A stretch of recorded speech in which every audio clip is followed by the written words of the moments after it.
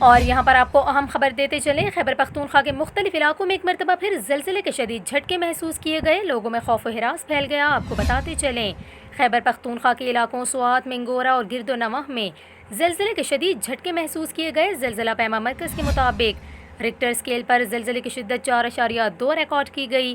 یہاں پر آپ کو یہ بھی بتائیں، زلزلہ پیما مرکز کے مطابق منگورہ میں آنے والے زلزلے کی زیر زمین گہرائی 90 کلومیٹر تھی، جبکہ زلزلے کا مرکز کوہ ہندوکش کا پہاڑی سلسلہ ہے۔ آپ کو بتاتے چلیں زلزلے کے باعث لوگوں میں شدید خوف و ہراس پھیل گیا۔ لوگ کلمہ طیبہ کا ورد کرتے ہوئے اپنے گھروں سے باہر نکل آئے، تاہم زلزلے سے کسی جانی و مالی نقصان کی اطلاعات موصول نہیں ہوئیں۔